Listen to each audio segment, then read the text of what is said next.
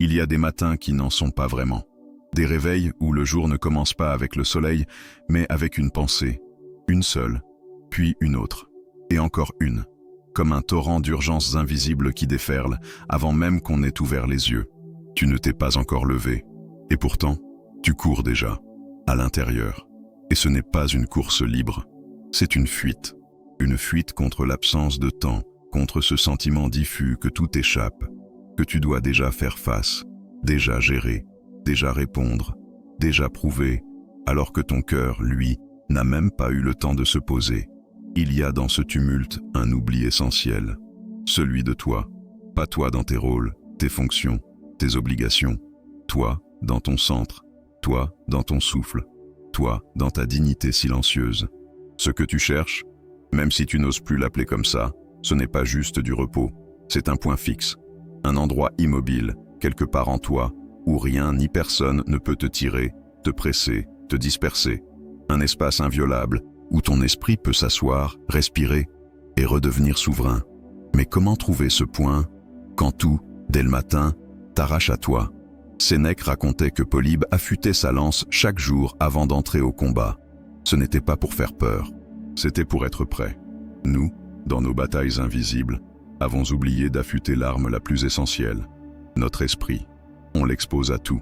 On l'ouvre aux notifications, aux urgences, aux peurs des autres, au jugement. Et on s'étonne qu'il tremble, qu'il s'effondre, qu'il s'essouffle. Mais il y a un autre chemin, plus simple, plus ancien, plus profond. Épictète disait, c'est dans les petits instants de lucidité, non dans les grands discours, que réside la véritable liberté. Ce n'est pas une phrase pour décorer un mur, c'est une vérité qui te regarde en silence. Parce que toi aussi, tu as connu ces instants, ces rares moments où, malgré la pression, malgré le chaos, tu t'es senti étrangement calme, comme si, soudain, rien ne pouvait plus t'atteindre, comme si ton âme, pour une seconde, avait dit « Je suis là, je tiens debout ». Ce calme, ce n'était pas un hasard, c'était une possibilité, une capacité oubliée. Une compétence perdue que le stoïcisme, cette sagesse millénaire et pourtant étonnamment moderne, peut réveiller en toi. Non pas comme un idéal inaccessible, mais comme une pratique discrète, presque invisible, qui transforme ta routine, sans rien changer autour de toi. Car tout change, quand c'est toi qui changes à l'intérieur. Ce n'est pas une promesse magique, ce n'est pas une solution rapide, c'est une voie qui commence par un choix, celui de ne plus te laisser emporter, celui d'installer, au cœur même de ta journée, un espace où tu redeviens maître. Un espace qui ne dépend pas des autres, pas des événements, pas du regard extérieur. Un espace qui dépend de toi, juste de toi. Et si ce point fixe, tu pouvais le retrouver chaque matin en moins de 5 minutes? Et si, au lieu de subir la tempête, tu apprenais à devenir ce phare silencieux qui ne vacille pas? Ce que tu vas découvrir dans ce voyage, ce n'est pas seulement des idées, ce sont des gestes, des rituels, des intentions, des prises de conscience douces, mais puissantes, qui, appliquées jour après jour, façonnent un esprit plus clair, un cœur plus serein, une dignité qui ne demande plus la permission. Ce n'est pas un savoir, c'est une posture, et elle commence maintenant. Il est difficile de décrire ce moment précis où l'on sent que quelque chose ne va pas, mais où tout semble normal en apparence. Tu es là, dans ton lit, les yeux ouverts, mais ton esprit est déjà ailleurs. Il saute d'un souci à l'autre, d'un souvenir gênant à une tâche oubliée, d'une angoisse sourde à une injonction invisible. Ce n'est même plus de la pensée, c'est une agitation, un frisson mental qui ne s'arrête jamais, comme une mer qui refuse de se calmer, même sans vent. Tu ne comprends pas pourquoi tu te sens déjà fatigué, alors que le jour commence à peine. Mais au fond, tu le sais parce que ça fait des mois, parfois des années, que tu te lèves avec un sentiment d'attaque. Comme si ta propre conscience était devenue ton bourreau, une force qui te presse, te pousse, te juge, te compare, avant même que tu aies bu ton café. On t'a appris à penser vite, à être efficace, réactif, alerte. Mais personne ne t'a appris à être tranquille, à t'ancrer avant d'agir, à habiter ton propre corps avant d'obéir au reste du monde. On t'a fait croire que tu devais allumer ton mental à pleine puissance dès les premières secondes. Et tu l'as cru, parce que tu n'avais pas le choix. Parce que survivre parfois, c'est avancer même sans direction. Mais ce n'est pas vivre, ce n'est pas être. Le stoïcisme nous offre ici une clé oubliée.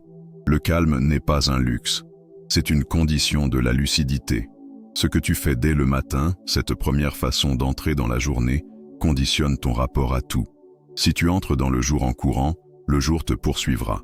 Si tu entres en silence, tu entendras mieux ce qui est essentiel. C'est une chose simple. 3 respirations. 3 lentes inspirations avant de poser le pied au sol. Pas plus, pas moins. C'est un rituel presque invisible, mais il change tout. Il rappelle à ton corps qu'il existe, à ton cœur qu'il a le droit d'être paisible, et à ton esprit qu'il n'est pas obligé de tout résoudre tout de suite. Imagine un lac. Tu ne vois sa surface que lorsqu'il est immobile. Quand il y a du vent, de la pluie, des cailloux jetés, tu ne vois rien. L'eau est troublée, agitée. Mais quand tout se tait, le ciel s'y reflète. L'âme humaine est comme ce lac. Elle ne reflète la vérité que lorsqu'elle n'est pas bousculée. Et le matin, c'est le moment parfait pour cela. Parce que rien n'est encore arrivé. Rien n'a encore été imposé. Tout est encore en gestation. Ce n'est pas une obligation. Ce n'est pas une discipline stricte. C'est une permission. Celle de commencer ta journée autrement. Non pas dans l'urgence, mais dans la souveraineté. Non pas dans la peur, mais dans la conscience. Non pas en fuyant tes pensées, mais en les accueillant sans y croire tout de suite. Tu n'es pas ton tumulte intérieur. Tu es celui ou celle qui peut le regarder, sans s'y perdre. Et ce simple regard, posé dès l'aube, est déjà un acte de puissance. Il y a une fatigue étrange, plus lourde que celle du corps. Une fatigue de l'âme, une lassitude profonde qui ne vient pas du travail lui-même, mais de la manière dont on s'y jette, jour après jour, comme dans une bataille qu'on ne comprend plus. On remplit les heures, on enchaîne les tâches, on répond, on anticipe, on réagit. Et le soir venu, on s'effondre. Non pas de satisfaction, mais de vide. Comme si malgré tout ce qu'on a fait, on n'avait rien vraiment touché d'essentiel. C'est là le piège silencieux de notre époque. On glorifie l'agitation. On l'appelle dynamisme, engagement, efficacité. On en fait une médaille invisible. Plus tu es débordé, plus tu as de valeur, plus tu es fatigué, plus tu prouves ton importance. Et tu t'y accroches. Parce que tu veux bien faire. Parce que tu veux exister aux yeux des autres. Mais à quel prix? Tu avances, mais sans direction. Tu agis, mais sans ancrage. Tu multiplies les gestes, mais ton cœur, lui, ne suit plus. Et si le vrai respect de soi ne commençait pas dans la frénésie, mais dans la lenteur, une lenteur volontaire, lucide, choisie, celle que Marc Aurèle évoquait lorsqu'il écrivait que l'action juste est lente et assurée. Pas parce qu'elle manque d'urgence, mais parce qu'elle ne se laisse pas dicter sa vitesse par le tumulte extérieur. L'éléphant ne court pas, et pourtant, il traverse tout. Il y a une dignité dans la lenteur, non pas dans la paresse, mais dans la maîtrise. Faire moins, mais faire avec conscience. Entrer dans chaque tâche comme on entre dans un sanctuaire, pas comme on saute dans un incendie. Cela demande du courage. Cela demande de déconstruire en soi cette vieille croyance que se précipiter, c'est réussir. Que tout ralentissement est un échec. Que tout repos est une trahison. Mais ce n'est pas toi que tu trahis quand tu ralentis. C'est le rythme imposé que tu refuses. Prendre 10 minutes de silence avant chaque tâche importante n'est pas une perte de temps. C'est une préparation. C'est un recentrage. C'est une déclaration intérieure. Je choisis d'agir, pas de réagir. Et ce simple geste crée une différence profonde. Tu ne fais plus les choses pour cocher des cases. Tu les fais parce qu'elles comptent.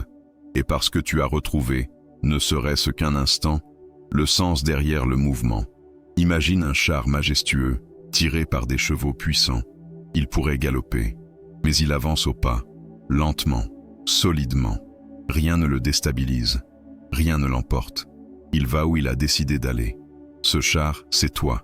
Et ton pouvoir, ce n'est pas d'aller vite.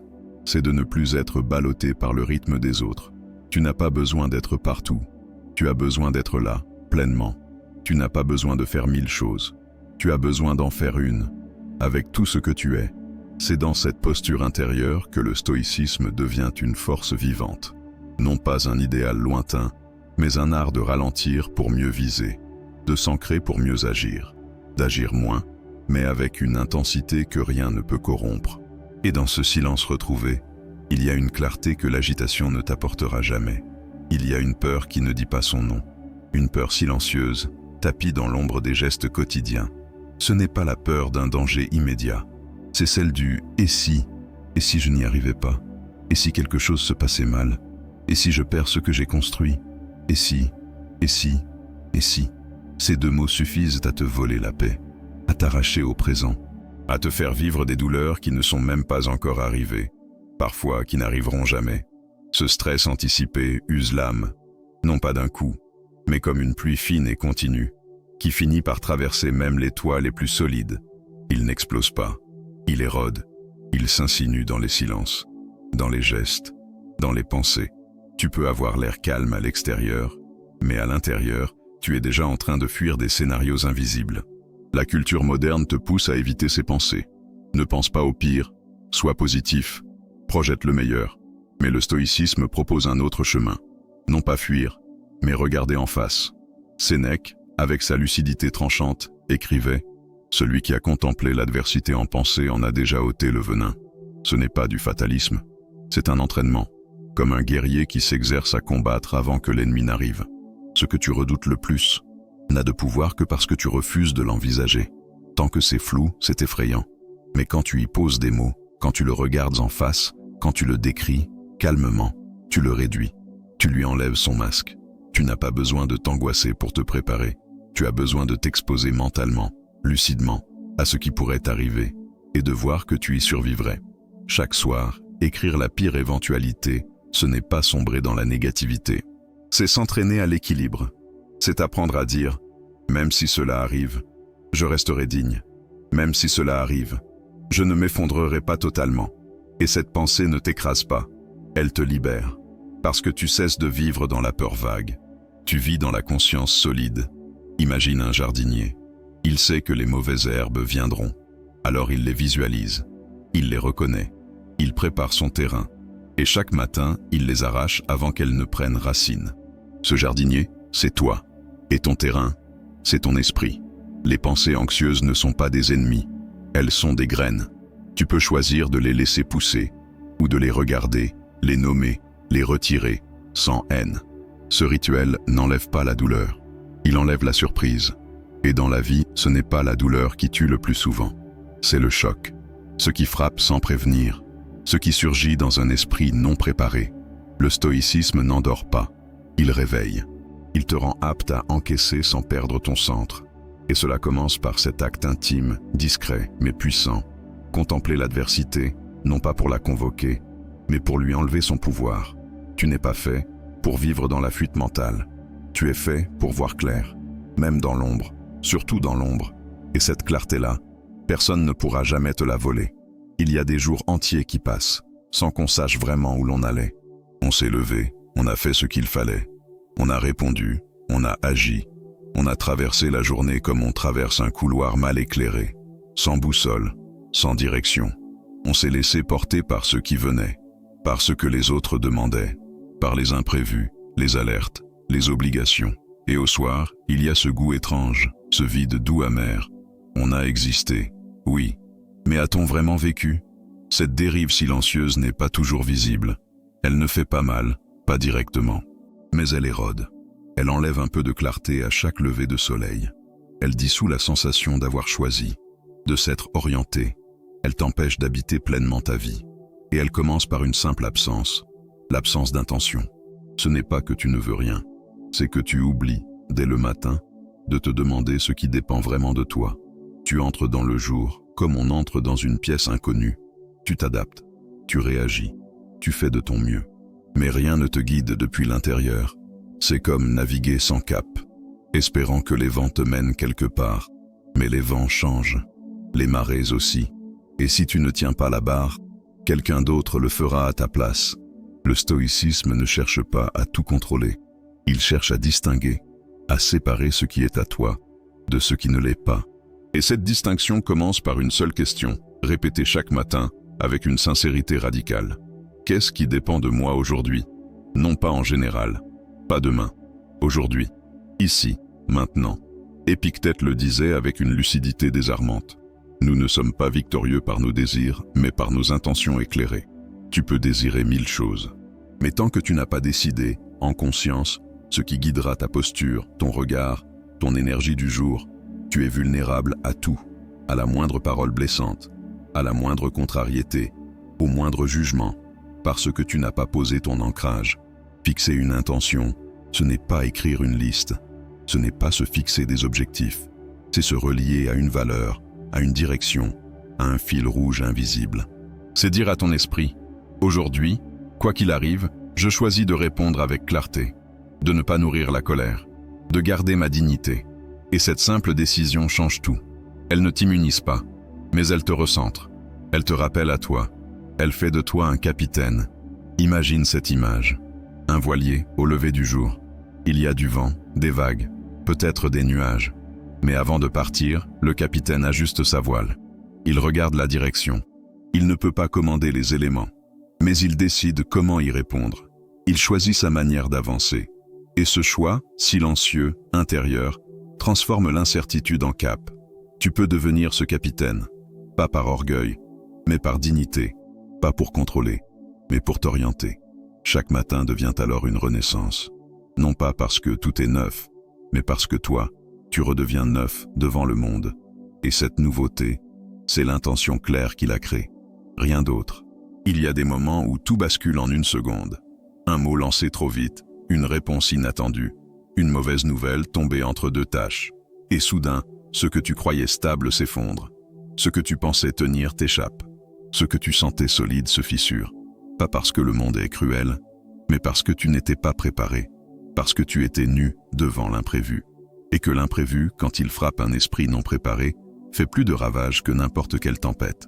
Ce n'est pas de ta faute. On ne nous apprend pas à construire des refuges intérieurs.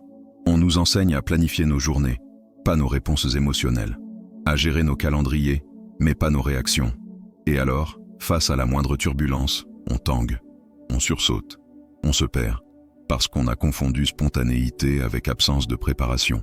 Mais il y a une autre manière de vivre, un autre regard sur le chaos, une posture, celle du sage stoïcien, non pas figé, mais enraciné, non pas détaché, mais prêt. Et cette préparation-là, elle ne prend pas des heures. Elle commence par un geste discret, presque intime. Écrire. Écrire non pas pour briller. Écrire pour se lire. Écrire pour se comprendre. Ce journal n'a rien de grandiose. Ce ne sont pas des pages décorées, ni des pensées philosophiques à afficher. C'est 3 lignes. 3 vérités. 3 reflets sur la veille. Qu'est-ce qui m'a déstabilisé? Comment ai-je réagi? Est-ce que cette réaction m'a honoré? C'est tout. Mais c'est immense. Parce qu'en relisant ce que tu as vécu, tu t'équipes. Tu ne te répètes plus sans t'en rendre compte. Tu n'es plus l'esclave de tes automatismes. Marc Aurèle lui-même tenait ce genre de journal. Ce que nous appelons aujourd'hui « penser pour moi-même » n'était pas destiné au monde. C'était son miroir intérieur. Il écrivait pour ne pas se mentir, pour rester centré dans un monde qui vacille, pour se rappeler que sa paix ne dépendait pas de ce qui lui arrivait, mais de ce qu'il décidait de nourrir en lui. Imagine une cité ancienne. Chaque nuit, ses gardiens inspectent les murailles. Ils notent les failles, les points faibles, non pas pour paniquer, mais pour renforcer, pour être prêt au lendemain. Ce journal, c'est cela. Une muraille silencieuse autour de ton calme. Un acte de vigilance tendre envers toi-même. Tu ne veux plus être surpris par les mêmes blessures. Tu veux les reconnaître, les accueillir et les traverser autrement. Il ne s'agit pas de tout contrôler. Il s'agit de se préparer, de se relire, de grandir doucement, sans se juger. Et jour après jour, ces 3 lignes deviennent une encre, un socle, une mémoire de ton chemin. Ce n'est pas visible, ce n'est pas spectaculaire, mais c'est ce qui fait la différence entre celui qui vacille et celui qui vacille, puis revient à lui. Tu n'as pas besoin de tout comprendre, tu as juste besoin de te rencontrer. Et ce rendez-vous, chaque soir, entre toi et toi, peut devenir l'espace le plus sacré de ta journée. Un espace où l'imprévu n'est plus un ennemi, mais une occasion de revenir, de choisir, d'être. Certains silences nous font peur, certains arrêts nous culpabilisent, comme si ne rien faire, même une minute, était un luxe que l'on ne peut plus s'autoriser. Tu poses ton téléphone, tu éteins ton écran, tu ralentis ton rythme, et déjà une voix surgit, cette voix intérieure chargée de reproches. Tu perds du temps, tu devrais avancer, tu n'en fais pas assez. C'est une fatigue cachée, mais omniprésente.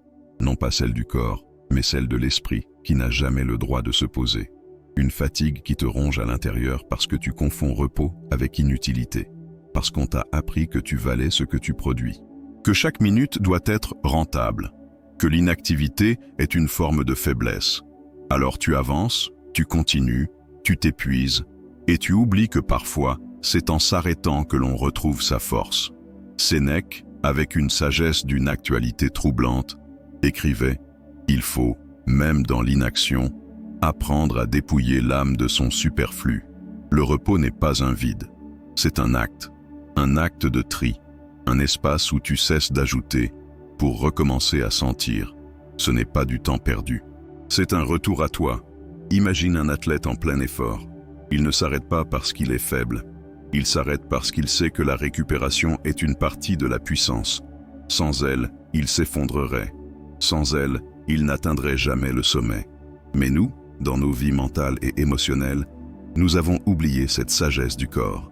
Nous exigeons de notre esprit une endurance que nous n'imposerions même pas à une machine. 2 minutes, c'est tout ce qu'il faut. 2 pauses dans la journée. 2 fois 2 minutes de silence conscient.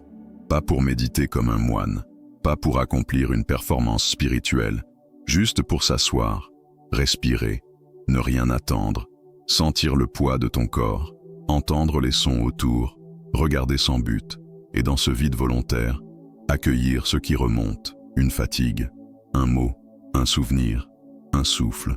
Tu n'as rien à faire, juste à être. Et dans cette présence pure, quelque chose se répare. Quelque chose revient à sa juste place. Le mental descend d'un cran. Le cœur s'ouvre un peu.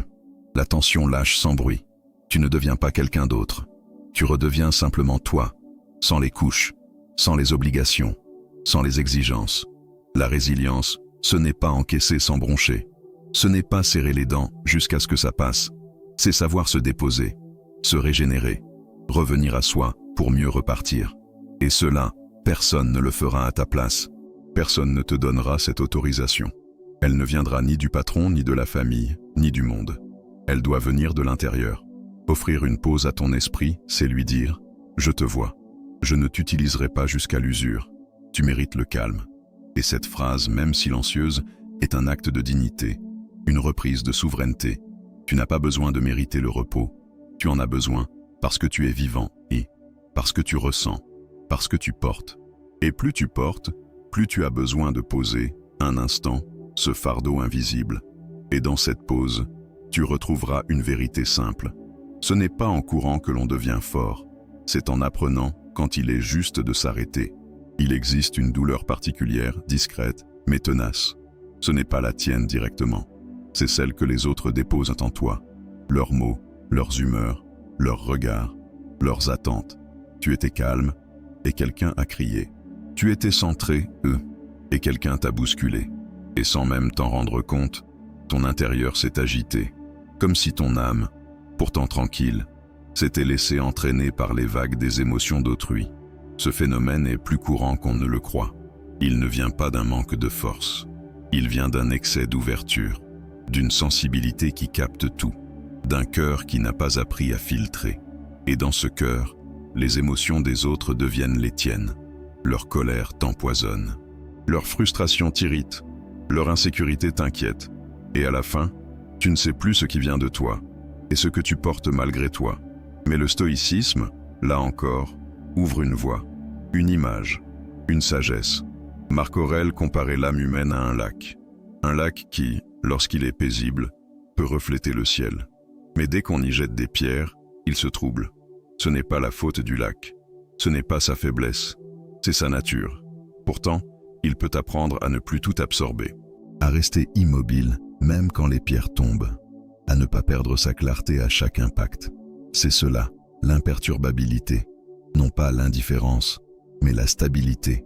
La capacité à ressentir, sans se laisser emporter.